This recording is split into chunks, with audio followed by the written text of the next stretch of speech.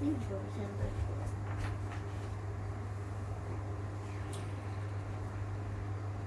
siang disuruh tidur, malam disuruh tidur cepat. Siang kan siang kan tidur karena malamnya nih deras.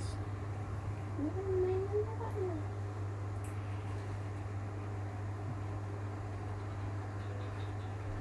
kemarin itu sampai Iya kan? sudah menghanyutkan ya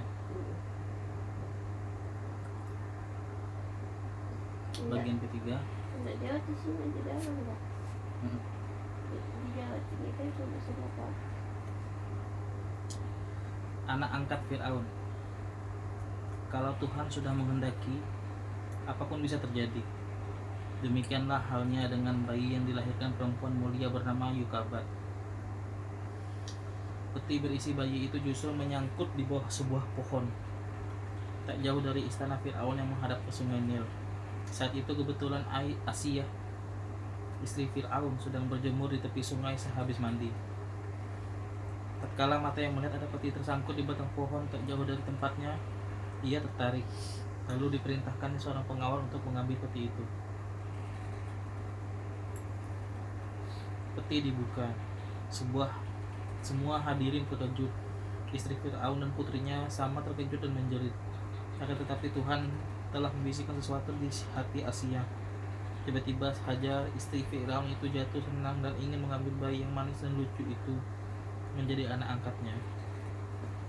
Asia segera bergegas membawa bayi itu kepada Fir'aun. Lihatlah apa yang aku bawa ini, seorang bayi yang cantik, sehat dan lucu. Aku mencintainya, dan ia menjadi biji mata bagiku dan bagimu. Marilah kita ambil ia jadi anak angkat. Mudah-mudahan ia berguna buat kita kelak.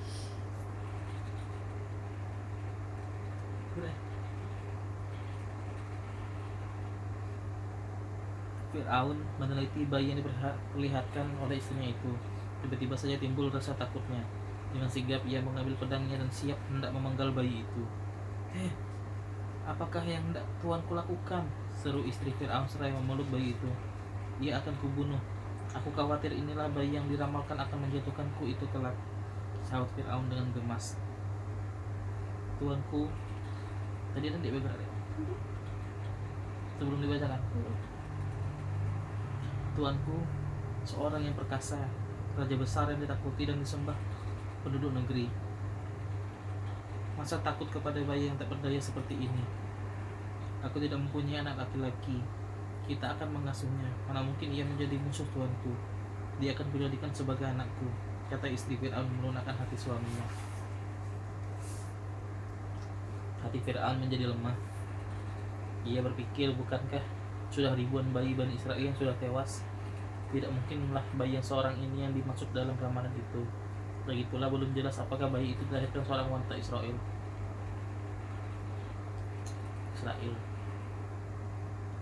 Mungkin saja ibu bayi ini tidak dapat memberinya makan karena kemiskinannya. Lalu dihanyutkannya bayinya ke sungai dengan pengharapan agar dipungut siapa saja yang menemukannya, pikir Fir'aun dalam hati. Waktu bayi itu sudah lapar, ia terus menangis. Keluarga Fir'aun memberinya nama Musa. Mu sama dengan air, Sa sama dengan pohon. Musa. Nama itu sesuai dengan tempat ia ditemukan, yaitu pada sebatang pohon di sungai Nil. Istri Fir'aun lalu memerintahkan kepada Haman mencari wanita baik-baik yang mau menyusui Musa. Tetapi sudah banyak wanita Mesir maupun wanita Israel yang didatangkan ke istana untuk menyusui. Bayi itu tetap menolak. Dia terus menangis dan tidak mau menyusui.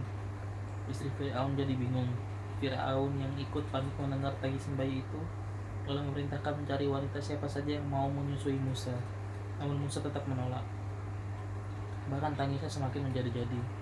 Kakak Musa yang mengikuti peti itu melihat bahwa peti yang berisi adiknya itu diambil oleh istri Fir'aun. Ketika hal itu diceritakan kepada Yokabat, hampir saja Yokabat hendak berlari ke istana. Akan tetapi Tuhan kembali mengilhamkan kepada perempuan mulia itu agar ia tabah dan menunggu saja. Ketika tersiar berita bahwa istana Fir'aun mencari seorang wanita baik-baik untuk menyusui anak, Yokabat mulai gembira. Sekarang ia merasa yakin Tuhan akan mempertemukannya kembali dengan bayinya. Yokabat lalu menyuruh Miriam, kakak Musa, menyelidiki keadaan di istana. Kalau mungkin agar Miriam memberitahukan bahwa ada seorang wanita yang air susunya harum dan disukai setiap bayi. Perempuan yang dimaksud itu ialah Yokabat sendiri. Tatkala orang-orang di istana sibuk mencari wanita yang mau disusui Musa itu, datanglah Miriam menghadap. Hamba mengenal seorang wanita mulia yang badannya wangi, air susunya harum dan manis. Biasanya setiap bayi suka minum air susunya. Hamba kira bayi ini akan suka air susunya. Jika tuanku berkenan, biarlah hamba tunjukkan, kata Miriam kepada istri Firaun. Usul Miriam itu disetujui. Maka diperintahkanlah pegawai istana menjemput Yokabat. Begitu Yokabat mendekatkan susunya, Musa lalu diam dan minum susu wanita itu dengan lahapnya. Ia memang sudah sangat haus dan lapar. Istri Firaun heran. Firaun sendiri sudah mulai menaruh curiga. Hai perempuan, siapakah engkau ini sesungguhnya? Kenapa bayi itu hanya mau menyusu kepada engkau? Tanya Firaun. Hamba ini seorang wanita berbadan harum. Air susu hamba wangi dan enak. Karena itu hampir setiap bayi menyukainya. Hamba sudah banyak melakukannya terhadap bayi yang lain, kata Yokabat dengan tenang. Firaun dan istrinya percaya kepada kata-kata Yokabat. Maka diserahkanlah Musa untuk disusui dan diasuh oleh Yokabat. Dengan demikian janji Tuhan bahwa bayinya akan kembali kepadanya sudah terlaksana. Yokabat lalu tinggal dalam kompleks istana Firaun yang besar dan megah itu. Tugasnya ialah menyusui dan menjadi inang pengasuh Musa. Ia diberi gaji yang tinggi dan segala kebutuhan hidupnya ditanggung. Haji. Keluarga Firaun tidak ada yang tahu bahwa Yokabat itu ibu kandung Musa, dan bahwa ayah Musa, Imran, juga bekerja di istana itu sebagai pelayan. Keadaan itu terus berlanjut selama bertahun-tahun. Musa sudah berumur 3 tahun. Dia seorang anak yang cerdas dan lucu, badannya tegap, kuat dan sehat. Asia sangat sayang padanya, dan kasih sayangnya itu dari hari ke hari terus bertambah, seperti bertambah besarnya badan Musa. Suatu hari, Musa sedang bermain dengan istri Firaun. Gerak tawa mereka berdua membuat Firaun tertarik. Firaun datang mendekat lalu memeluk Musa. Firaun memang jarang bermuka manis kepada Musa. Mungkin karena takut, Musa lalu menarik janggut Firaun itu sekeras-kerasnya. Firaun menjerit kesakitan. Firaun marah. Musa didorongkannya. Mata Firaun berair menahankan rasa sakit. Sungguh mati. Demi leluhurku yang agung, barangkali inilah anak yang akan menjatuhkan aku dari tahta kerajaanku. Biarlah aku habisi ia sekarang juga. Kata Firaun. Ia membaringkan Musa, mengambil pedang seraya menghunusnya. Sabar tuanku. Apalah arti semua ini? Teriak Asia. Ia lalu mengambil Musa kemudian memeluknya erat-erat. Jangan halangi aku. Biar ku habisi nyawanya sekarang juga. Katalah lagi. Dia adalah anak yang dimaksudkan ahli nujum itu. Masih kecil saja ia sudah menyakiti diriku. Bagaimana kelak kalau ia sudah besar? Jangan tuanku, tenanglah. Tuanku seorang yang agung. Masakan mau mengotori tangannya membunuh seorang anak tak berdosa? Anak sebesar ini belum mempunyai akal, kata Asia mengendorkan amarah suaminya.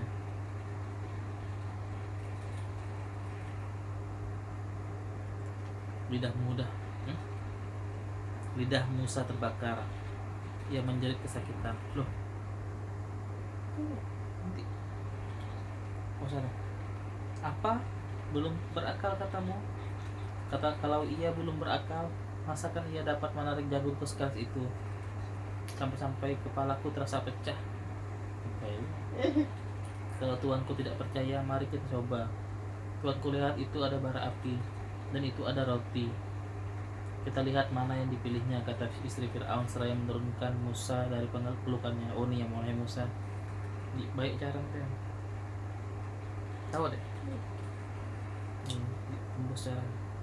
Musa lalu mendekati bara api yang menyala itu.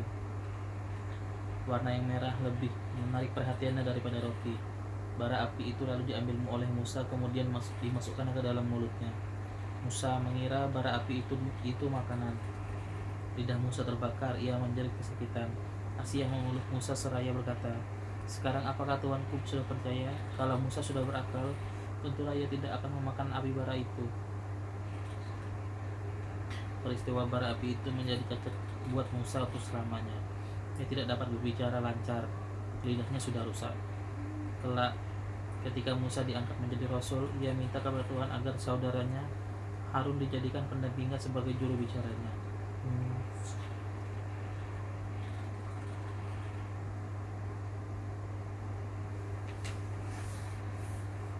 Membela kaum tertindas. Masa kanak-kanak Musa yang diasuh oleh inang pengasuh Yokabat yang sebenarnya ibu kandungnya sendiri pun berlalulah. Yokabat kembali ke rumahnya. Musa dibesarkan dan diasuh di lingkungan istana. Ia diajari berbagai ilmu pengetahuan. Ia dididik sebagaimana anak-anak Fir'aun, anak raja besar yang berkuasa. Musa belajar menulis dan membaca. Kepadanya juga diajarkan ilmu ketangkasan perang, seperti menunggang kuda dan menaiki kereta perang. Sekarang Musa sudah menjadi seorang pemuda tampan dan gagah perkasa. Di samping pengetahuan yang didapatnya dari guru-guru istana, Tuhan mengaruniainya hikmah dan pengetahuan yang tidak diketahui umum. Musa dikaruniai Tuhan otak yang cerdas, sehingga ia menjadi murid yang pandai. Akhirnya Fir'aun sendiri sangat sayang dan menaruh harapan yang besar kepadanya. Musa berpakaian sebagaimana anak-anak Fir'aun. Ia sendiri pada mulanya menduga bahwa dirinya anak Fir'aun, namun kemudian ia mengetahui bahwa ia anak pungut Fir'aun, bahwa sesungguhnya ia keturunan Bani Israel yang ditindas di negeri itu. Musa menyelidiki sendiri siapa dirinya sesungguhnya. Akhirnya tahulah ia semua riwayat hidupnya. Tahulah ia bahwa Yokabat yang dulu inang pengasuhnya adalah ibu kandung yang melahirkannya, bahwa Imran pelayan istana itu ayah kandungnya. Tapi semua hasil penyelidikannya itu dipendamnya.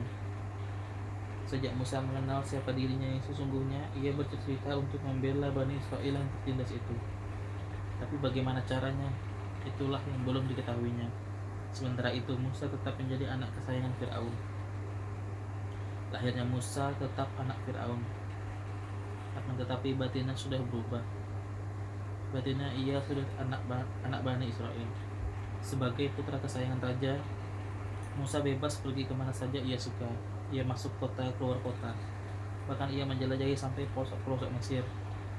Maka semakin tahulah ia betapa Bani Israel sangat menderita. Lama-kelamaan timbullah hasratnya ingin membebaskan Bani Israel itu dari kekejaman Fir'aun.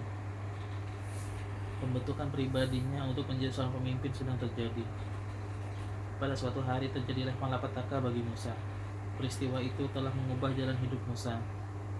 Hari itu Musa menjelajahi lorong-lorong kota seperti biasanya. Kemana saja ia pergi, ia selalu dihormati sebagai putra Fir'aun. Pada suatu lorong, Musa melihat dua orang berkelahi. Seorang dari kalangan Bani Israel, Samiri namanya, dan yang lain dari kalangan bangsa Fir'aun, Fatun namanya.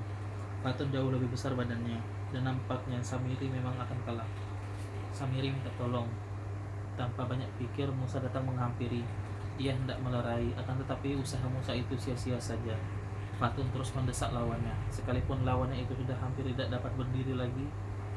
Melihat kelakuan itu, Musa naik pitam. Tanpa sadar diayunkannya tinjunya kepada Fatun. Fatun terjatuh seketika dan mati. Wah, One Punch Man.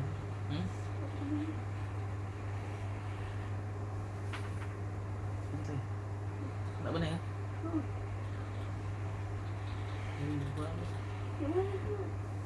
Dikit lagi nah. Musa terkejut, bukan main. Ia tidak sengaja hendak membunuh. Ia mohon kepada Tuhan agar diampuni dosanya, sebab bukanlah maksudnya hendak membunuh. Peristiwa terbunuhnya kaum Fir'aun itu cukup menggemparkan. Penyelidikan dilakukan oleh polisi kerajaan, tapi tidak dapat dibuktikan siapa pembunuhnya. Peristiwa itu hanya diketahui oleh Musa dan Samiri. Tidak ada saksi mata lainnya. Namun dugaan bahwa itu dilakukan oleh golongan Bani Israel sudah ada, sebab masa itu sudah seringkali golongan Fir'aun yang berkuasa berkelahi dengan golongan Bani Israel yang tertindas. Musa pun sudah berseringkali melihatkan sikapnya yang memihak Bani Israel. Sikap Musa itu sampai juga kepada Fir'aun dan istrinya. Para pembesar kerajaan banyak yang tidak senang kepada Musa, sebab mereka pun tahu siapa Musa itu sebenarnya. kulitnya saja lain, ia berkulit putih, sedang golongan Fir'aun umumnya berkulit kehitam-hitaman. Namun dalam peristiwa terbunuhnya Fatun itu tak ada dugaan sama sekali Musa lah yang melakukannya. Akan tetapi nasib lagi sial. Beberapa hari kemudian Musa bertemu lagi dengan Samiri yang sedang berkelahi dengan seorang kaum Fir'aun. Samiri minta tolong kepada Musa. Musa datang mendekat, tetapi bukan untuk menolong Samiri, melainkan untuk memarahinya. Lagi-lagi kau, Samiri. Sesungguhnya kau ini orang yang tidak baik, kata Musa seraya mendekat Samiri. Samiri ketakutan. Ia mengira Musa akan memukulnya. Hai Musa, jangan engkau membunuh saja, seperti kau membunuh Fatun beberapa hari yang lalu. Kau jangan sewenang-wenang, kata Samiri ketakutan. Sebenarnya Samiri tidak bermaksud hendak mencelakakan Musa. Akan tetapi orang-orang Mesir yang mendengar kata-kata Samiri itu tahulah bahwa Musa lah yang membunuh Fatun. Kabar itu segera disampaikan kepada polisi kerajaan. Para pembesar Firaun lalu berunding tindakan apa yang harus diambil terhadap Musa. Akhirnya diputuskan bahwa Musa harus ditangkap dan dihukum mati. Firaun sendiri segera menyetujui rencana itu karena ia semakin yakin sekarang Musa lah anak Israel yang diramalkan akan menjatuhkannya dari singgasana kerajaan itu. Selagi para pembesar dan polisi menyusun rencana untuk menangkap Musa, datang seseorang memberitahukan hal itu kepada Musa. Hai Musa, tinggalkanlah negeri ini. Orang-orang Fir'aun akan menangkap dan membunuhmu.